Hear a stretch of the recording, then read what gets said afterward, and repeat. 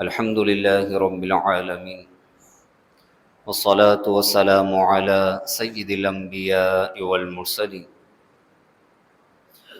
أما بعد فأعوذ بالله من الشيطان الرجيم بسم الله الرحمن الرحيم الصلاة والسلام عليك يا رسول الله الصلاة والسلام عليك يا حبيب الله الصلاة والسلام عليك يا نبي الله وعلى آلك وأصحابك يا نور الله نويت سنة الاعتکاف۔ فرمان مصطفیٰ صلی اللہ علیہ وآلہ وسلم،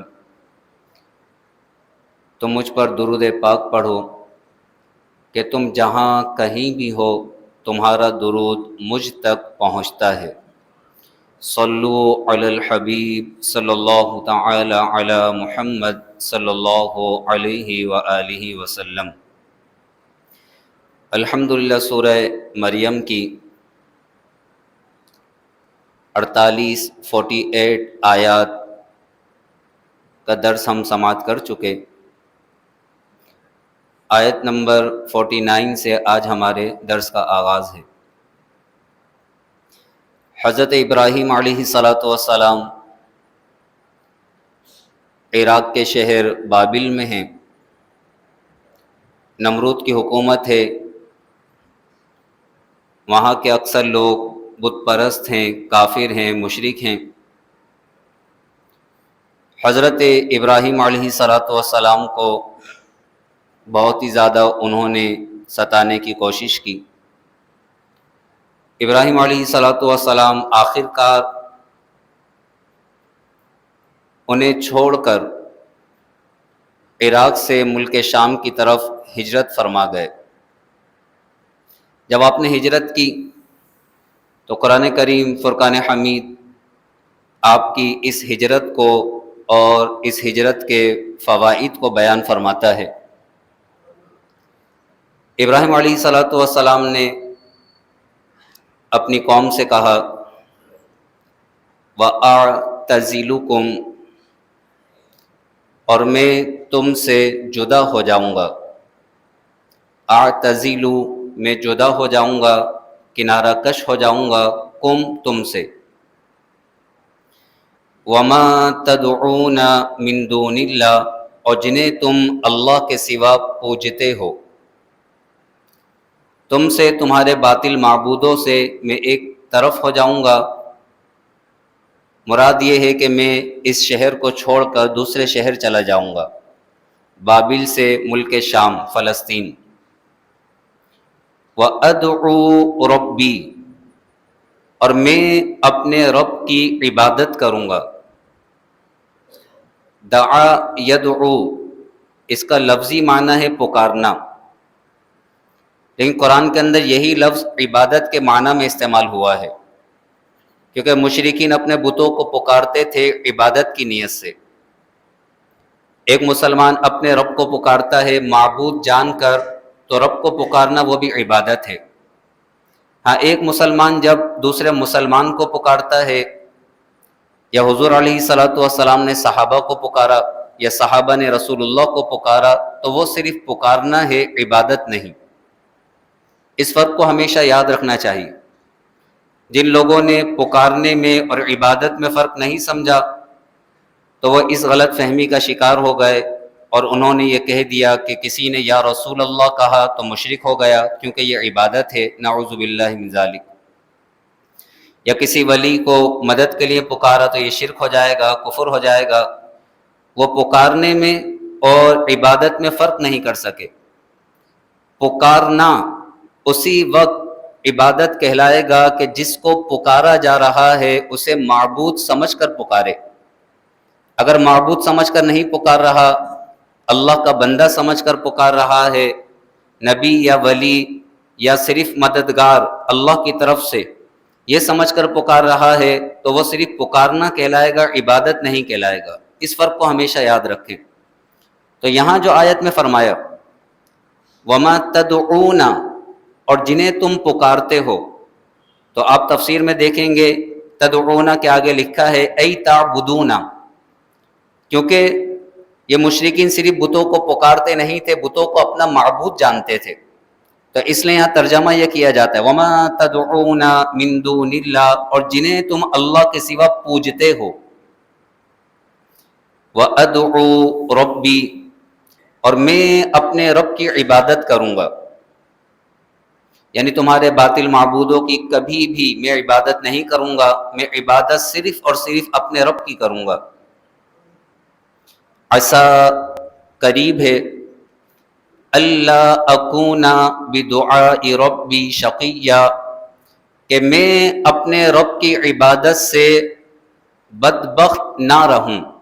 شقیہ یعنی بدبختی میرے کبھی بھی قریب نہیں آئے گی، کیونکہ میں اپنے رب کی عبادت کرنے والا ہوں۔ یہ بڑے ہی احسن انداز میں آپ نے ان کو سمجھایا کہ دیکھو جن بتوں کی تم پوجا کر رہے ہو، اس پوجا کرنے کی وجہ سے تم بدبخت ہو گئے، کیونکہ بت نہ نفع دے سکتے ہیں، نہ فائدہ دے سکتے ہیں، نہ تمہاری عبادت کا ان کو علم ہے، وہ تو پتھر ہیں۔ تم ان بتوں کی عبادت کر کے بدبخت ہو رہے ہو، اور جس رب کی میں عبادت کر رہا ہوں اس کی عبادت کرنے والا کبھی بھی بدبخت نہیں رہتا، اللہ اسے سعادتوں کی منزلیں عطا فرماتا ہے۔ کتنے پیارے انداز میں آپ نے سمجھایا، فرمایا تمہارے بتوں سے میں دور ہو جاؤں گا، اپنے رب کی عبادت کروں گا، اور میں اس بات کا یقین رکھتا ہوں کہ میں اپنے رب کی عبادت کے سبب کبھی بھی بدبخت نہیں رہوں گا، کبھی بھی بدبخت نہیں ہوں گا میں کبھی۔ شقیہ، شقاوت میرے قریب نہیں آئے گی۔ اور یہی ہوا کہ جب آپ نے اللہ کی عبادت کی تو اللہ تبارک و تعالی نے سعادتوں کی منزلیں اس قدر عطا فرمائی کہ آپ کو اپنا خلیل بنا لیا، خلیل بنا لیا۔ اللہ رب العالمین ہمیں بھی اپنی عبادت کا ذوق اور شوق نصیب فرمائے۔ بڑے سے بڑا بدبخت ہو، مشکل میں ہو، پریشانی میں ہو، جب وہ رب کی بارگاہ میں جھک جاتا ہے تو اللہ تبارک و تعالی اس کی بدبختی کو سعادت مندی سے تبدیل فرما دیتا ہے۔ یہ ایسا ہی ہے کہ جیسے آپ کسی امیر شخص کے گھر پر چلے جائیں اور گڑ گڑا کر اس سے مدد مانگیں، تو اگر وہ اچھا بندہ ہوگا تو آپ کے گڑ گڑانے پر کبھی بھی آپ کو خالی ہاتھ نہیں لوٹائے گا، وہ مدد کرنے پر قادر ہو، اس کے خزانے بھرے ہوں تو آپ کو خالی ہاتھ نہیں لوٹائے گا۔ تو اللہ تو سب بادشاہوں کا بادشاہ ہے، سب سے بڑھ کر کریم ہے۔ بڑے سے بڑا گناہ گار بھی جب رب کی بارگاہ میں جھک جاتا ہے تو اللہ تبارک و تعالی اسے اپنی رحمتیں عطا فرماتا ہے۔ اور یہی شیطان سے کہا گیا، شیطان نے جب کہا تھا کہ میں ان کے دائیں سے آؤں گا، بائیں سے آؤں گا، آگے سے آؤں گا، پیچھے سے آؤں گا، انہیں بہکا دوں گا، انہیں تیری راہ سے دور ہٹا دوں گا، تو منقول ہے کہ اللہ نے فرمایا کہ جو بندہ میری بارگاہ میں جھک جائے گا میں اسے تیرے شر سے محفوظ کر دوں گا۔ تو انسان جھک جائے، اللہ کی بارگاہ میں عبادات کرے۔ آپ نے کیا فرمایا؟ وَأَدْعُو رَبِّي، اور میں اپنے رب کی عبادت کروں گا۔ عَسَىٰ أَلَّا أَكُونَ بِدُعَاءِ رَبِّي شَقِيًّا، اور قریب ہے کہ میں اپنے رب کی عبادت سے بدبخت نہ ہوں۔ شقیہ، بدبختی میرے قریب نہ آئے۔ یہ کہہ کر حضرت ابراہیم علیہ السلام عراق سے فلسطین تشریف لے آئے، ملک شام۔ حضرت لوط علیہ السلام آپ کے ساتھ تھے، آپ نے ہجرت فرمائی۔ آپ کی زوجہ محترمہ حضرت سارہ رضی اللہ تعالی عنہا آپ کے ساتھ تھیں۔ آپ کی کوئی اولاد نہیں تھی، بڑھاپے کے عالم میں آپ پہنچ چکے تھے، حضرت سارہ بھی انتہائی بوڑھی ہو چکی تھی۔ لیکن جب آپ نے اللہ کی راہ میں ہجرت کی، اپنا گھر بار، اپنا شہر سب کچھ چھوڑ کر آپ یہاں تشریف لائے اور آپ نے اللہ کی بارگاہ میں دعا کی، تو اللہ کی عبادت کی برکت سے اور ہجرت کی برکت سے اللہ تبارک و تعالی نے بڑھاپے کے عالم میں آپ کو اولاد عطا فرمائی۔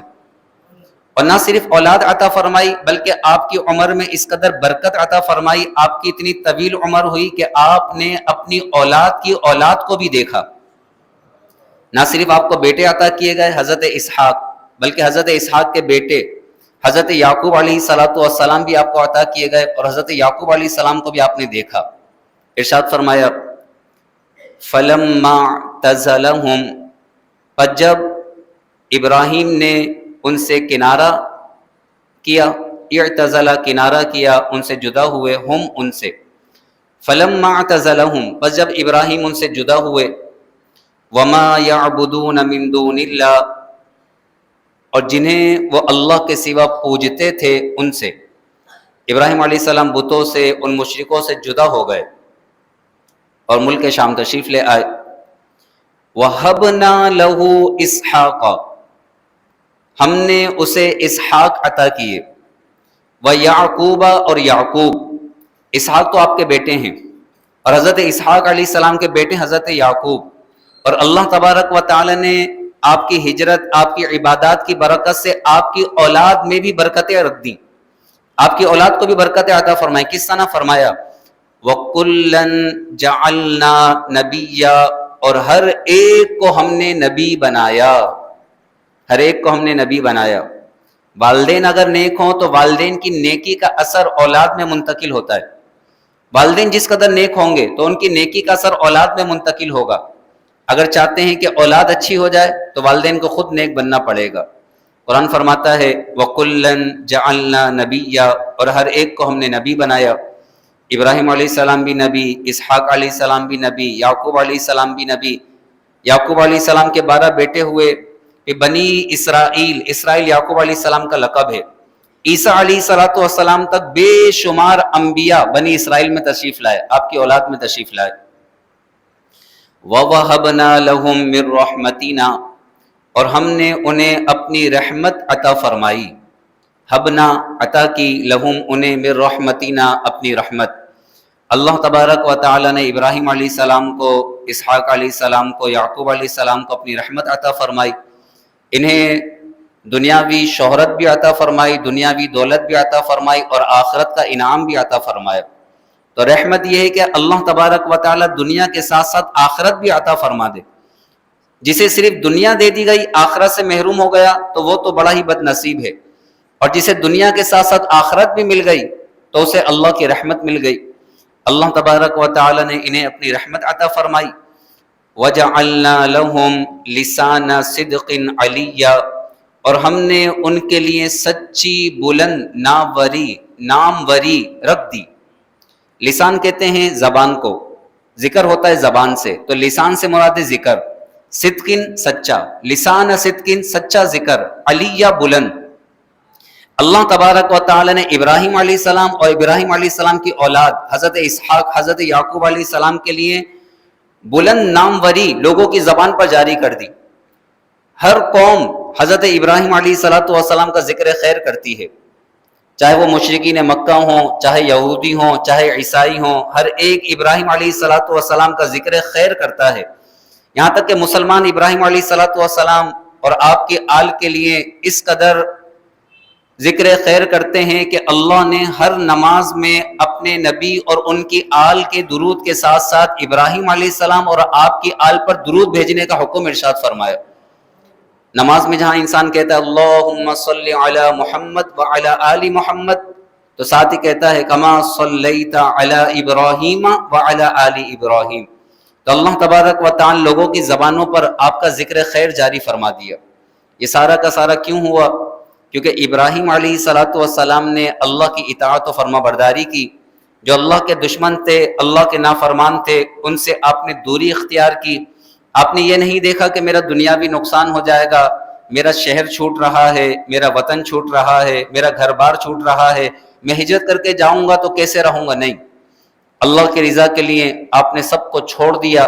جب اللہ کی رضا کے لیے آپ نے سب کو چھوڑا اور آپ اللہ کے ہو گئے تو اللہ تبارک و تعالی نے تمام مخلوق کی زبان پر آپ کا ذکر خیر جاری فرما دیا۔ تو یہی اصل ہے کہ انسان اللہ کی ذات پر اعتماد و توکل کرے۔ شیطان لعین یہ وسوسے ڈالتا ہے کہ اگر یہ برا کام نہیں کرو گے تو گھر کیسے چلے گا، اگر یہ گناہ نہیں کرو گے تو پھر پریشانی آ جائے گی، اگر یہ نہیں کرو گے تو دنیا والے کیا کہیں گے، اور اس طرح انسان گناہوں کے دلدل میں پھنستا ہے۔ جن کو خوش کرنے کے لیے، راضی کرنے کے لیے وہ گناہ کرتا ہے، ایک وقت آتا ہے کہ وہی دنیا اسے ٹھکرا دیتی ہے، وہی دنیا اسے ٹھکرا دیتی ہے، اور وہی اس کے دل کو توڑنے کا سبب بنتی ہے، چاہے بیوی ہوں، چاہے بچے ہوں، چاہے گھر والے ہوں، چاہے دوست ہوں، چاہے احباب ہوں۔ اور اگر یہی انسان صرف اللہ کی رضا کے لیے سب کو ٹھکرا دے اور رب کی فرما برداری کرے تو پھر اللہ تبارک و تعالی سب کے دلوں میں اس کی محبت کو ڈال دیتا ہے۔ ان الذين آمنوا وعملوا الصالحات سيجعل لهم الرحمن ودا بے شک جو لوگ ایمان لائے اور انہوں نے اچھے کام کیے، نیک کام کیے، تو ان قریب رحمان لوگوں کے دلوں میں ان کی محبت کو ڈال دیتا ہے، لوگوں کی محبت اسے نصیب ہو جاتی ہے اللہ کی محبت کے پیچھے۔ تو اصل ہے اللہ رب العالمین کی اطاعت و فرما برداری۔ اللہ رب العالمین حضرت ابراہیم علیہ السلام کے نقش قدم پر چلتے ہوئے ہمیں بھی اور ہماری نسلوں کو بھی ہمیشہ ہمیشہ اپنی عبادات کا ذوق اور شوق نصیب فرمائے۔ الحمدللہ سورہ مریم کا تیسرا رکوع مکمل ہوا اور 16ویں پارے کا چھٹا رکوع۔ اب سورہ مریم کے چوتھے رکوع کا آغاز ہے۔ رب العالمین ارشاد فرماتا ہے وَاذْكُرْ فِي الْكِتَابِ مُوسَىٰ، اور کتاب میں موسیٰ کا ذکر کیجیے۔ ابراہیم علیہ السلام کے بعد حضرت موسیٰ علیہ السلام کا ذکر خیر کیا جا رہا ہے، خلیل اللہ کا ذکر کیا گیا، خلیل اللہ کے حالات اور واقعات بیان کیے گئے، وہ خلیل کیسے بن گئے، ان کی عبادات کا ذکر ہوا۔ اب خلیل اللہ کے بعد حضرت موسیٰ کلیم اللہ کا ذکر ہے، اور یہ لکھا مفسرین نے کہ انبیاء میں جو ترتیب ہے سب سے افضل ہیں محمد الرسول اللہ صلی اللہ علیہ وسلم۔ آپ کے بعد جو سب سے افضل ہیں حضرت ابراہیم خلیل اللہ۔ حضرت ابراہیم خلیل اللہ کے بعد جن کا مقام و مرتبہ ہے وہ ہیں حضرت موسیٰ کلیم اللہ۔ تو حضرت موسیٰ علیہ السلام کا ذکر خیر کیا جا رہا ہے۔ ارشاد فرمایا وَاذْكُرْ فِي الْكِتَابِ مُوسَىٰ، اور کتاب میں موسیٰ کا ذکر کیجیے۔ إِنَّهُ كَانَ مُخْلَصًا، بے شک وہ چنے ہوئے تھے، مخلص چنے ہوئے۔ اللہ نے بچپن ہی سے آپ کو اپنے قرب خاص کے لیے چن لیا تھا، بچپن ہی سے اللہ تبارک و تعالی نے آپ کو نبوت عطا فرمائی، رسالت عطا فرمائی۔ انہ کان مخلصا، بے شک وہ چنے ہوئے تھے، وکان رسولا، رسول تھے، نبی یا نبی تھے، رسول بھی تھے، نبی بھی تھے۔ ونادیناہ، اور ہم نے انہیں پکارا، موسیٰ علیہ السلام کو ندا دی، پکارا، من جانب الطور الایمن، طور کی سیدھی جانب سے۔ طور پہاڑ ہے جو مصر اور مدین کے درمیان ہے۔ حضرت موسیٰ علیہ السلام مدین سے چلے ہیں واپس مصر آنے کے لیے، اور یہ سفر کیوں کر رہے ہیں؟ تاکہ اپنی والدہ سے ملاقات فرمائیں، والدہ سے ملاقات کے لیے۔ آپ مدین سے چلے ہیں مصر کی طرف، درمیان کے اندر یہ طور پہاڑ آیا، سخت سردی کی رات ہے، آپ کی زوجہ محترمہ آپ کے ساتھ ہیں، آپ طور پہاڑ کی طرف ایک روشنی دیکھتے ہیں، اس کی طرف بڑھتے ہیں، تو در حقیقت وہ ایک درخت تھا جس سے روشنی نکل رہی تھی۔ اس درخت سے اللہ تبارک و تعالی نے آپ سے کلام فرمایا، اس درخت سے آپ کو پکارا گیا، اللہ رب العالمین نے آپ کو ندا فرمائی۔ وَنَادَيْنَاهُ مِن جَانِبِ الطُّورِ الْأَيْمَنِ، اور ہم نے انہیں پکارا طور کی سیدھی جانب سے۔ سیدھی جانب یعنی جو موسیٰ علیہ السلام کی سیدھی جانب طور کا حصہ تھا، وہاں سے۔ وَقَرَّبْنَاهُ، اور ہم نے اسے قریب کیا، وَقَرَّبْنَاهُ، ہم نے اسے قریب کیا، نجیًّا، راز کی بات کہنے کے لیے۔ نجیًّا سرگوشی کو کہتے ہیں، جب کسی کو کوئی راز کی بات بتانا ہو تو کان میں کہی جاتی ہے، تو نجیًّا سے مراد ہے، اور ہم نے اسے قریب کیا راز کی بات بتانے کے لیے، راز کی بات کہنے کے لیے۔ اللہ تبارک و تعالی نے حضرت موسیٰ کلیم اللہ سے ڈائریکٹ بغیر جبریل امین کے واسطے کے کلام فرمایا، اور حضرت موسیٰ علیہ السلام نے اللہ تبارک و تعالی کے کلام کو سماعت فرمایا۔ سبحان اللہ۔ فرمایا وَقَرَّبْنَاهُ نَجِيًّا، اور ہم نے اسے راز کی بات بتانے کے لیے قریب کیا۔ وَوَهَبْنَا لَهُ مِن رَحْمَتِنَا، اور ہم نے اسے اپنی رحمت سے عطا کیا۔ أَخَاهُ، اس کا بھائی، ہارون، ہارون نبی، نبی۔ حضرت موسیٰ علیہ السلام سے راز و نیاز کی باتیں کی گئیں کوہ طور پر، پھر آپ کو حکم ہوا کہ اے موسیٰ آپ فرعون کے پاس جائیں، اذهب الى فرعون انه طغى، آپ فرعون کے پاس جائیں اور فرعون کو حق کی دعوت دیں۔ تو حضرت موسیٰ علیہ السلام نے اللہ کی بارگاہ میں دعا کی، یا رب میرے بھائی ہارون کو بھی نبوت عطا فرما دے، میرے بھائی ہارون کو بھی میرے ساتھ نبی بنا دے۔ ہارون علیہ السلام ہے مصر میں ہی، موسیٰ علیہ السلام کوہ طور پر ہیں۔ آپ نے اللہ کی بارگاہ میں عرض کی وَهَارُونَ أَخِي اشْدُدْ بِهِ أَزْرِي وَأَشْرِكْهُ فِي أَمْرِي، اے رب میرے بھائی ہارون کو میرے کام میں میرے ساتھ شریک کر دے، وہ بھی میرے ساتھ فرعون کے پاس جائیں اور وہ بھی میرے ساتھ دعوت حق پیش کریں۔ تو حضرت موسیٰ علیہ السلام نے اللہ کی بارگاہ میں ہارون علیہ السلام کی نبوت کے لیے دعا فرمائی تو اللہ تبارک و تعالی نے آپ کی دعا کی برکت سے آپ کے بھائی کو نبوت عطا فرما دی. کتنا بڑا انعام ہے. تو حضرت موسیٰ علیہ السلام کا مرتبہ بھی معلوم چلتا ہے کہ آپ نے اپنے بھائی کے نبی ہونے کی دعا فرمائی, اللہ نے انہیں نبوت عطا فرما دی. تو اللہ اپنے پیاروں کی دعاؤں کو قبول فرماتا ہے. ارشاد فرمایا وَوَهَبْنَا لَهُ مِن رَحْمَتِنَا, اور ہم نے اسے اپنی رحمت سے اخاہ, اس کا بھائی عطا کیا, ہارون نبیًا نبی, یعنی ہارون کو نبوت عطا فرما دی. وَاذْكُرْ فِي الْكِتَابِ اسماعیل, اور کتاب میں اسماعیل کا ذکر کیجیے. حضرت اسماعیل علیہ السلام یہ بھی حضرت ابراہیم علیہ السلام کے بیٹے ہیں اور بڑے بیٹے ہیں. حضرت اسحاق علیہ السلام چھوٹے بیٹے ہیں. حضرت اسماعیل علیہ السلام کی اولاد میں ہی سید الانبیاء احمد مجتبی محمد مصطفیٰ صلی اللہ علیہ وسلم تشریف لائے. اللہ رب العالمین فرماتا ہے وَاذْكُرْ فِي الْكِتَابِ اسماعیل, اور کتاب میں اسماعیل کا ذکر کیجیے. اِنَّهُ كَانَ صَادِقَ الْوَعْدِ, بے شک وہ وعدے کے بڑے سچے تھے. صادق الوعد, وعدے کے بڑے سچے. اگر آپ کسی سے کوئی بات کہہ دیتے تو لازمی اسے پوری فرماتے تھے. یہاں تک آپ کے بارے میں لکھا گیا کہ ایک شخص نے کہا کہ آپ یہاں ٹھہریے, میں ابھی آتا ہوں. وہ شخص جا کے بھول گیا, تو آپ اسی مقام پر 3 دن تک ٹھہرے رہے. 3 دن کے بعد اس شخص کا وہاں سے گزر ہوا تو دیکھا حضرت اسماعیل علیہ السلام کھڑے ہیں. تو پھر اسے بڑی شرمندگی ہوئی کہ 3 دن سے آپ یہاں کھڑے تھے, کیونکہ اس نے کہا تھا آپ یہاں ٹھہریے میں آتا ہوں. تو آپ اس کے انتظار میں کہ کہیں بات جھوٹی نہ ہو جائے, وہ آئے میں نہ ملوں, آپ 3 دن تک وہیں انتظار کرتے رہے. اِنَّهُ كَانَ صَادِقَ الْوَعْدِ, بے شک وہ وعدے کے بڑے سچے تھے. وَكَانَ رَسُولًا, اور رسول نبیًا نبی تھے. اللہ نے آپ کو رسالت بھی عطا فرمائی, نبوت بھی عطا فرمائی. وَكَانَ يَأْمُرُ أَهْلَهُ, اور وہ اپنے گھر والوں کو حکم دیتے تھے. یأمر اہلہ, اپنے گھر والوں کو حکم دیتے تھے. بالصلاۃ, نماز کا. جہاں آپ خود نماز کی پابندی کیا کرتے تھے وہیں آپ اپنے گھر والوں کو بھی نماز کا حکم دیا کرتے تھے. ایک انسان اپنے ساتھ ساتھ اپنے گھر والوں کو بھی نماز کا حکم دے.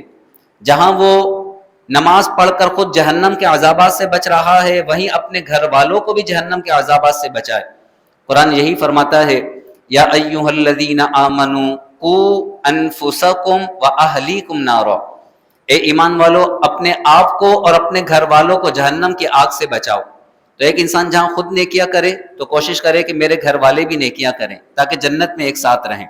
اللہ تبارک و تعالی ہمارے گھر والوں کو جنت الفردوس میں ایک ساتھ جگہ نصیب فرمائے.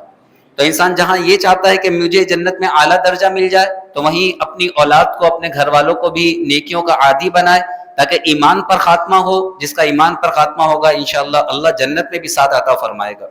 فرمایا وَكَانَ يَأْمُرُ أَهْلَهُ بِالصَّلَاةِ, اور وہ اپنے گھر والوں کو نماز کا حکم دیتے تھے. وَالزَّكَاةِ, اور زکوٰۃ کا, زکوٰۃ ادا کرنے کا بھی حکم دیتے تھے.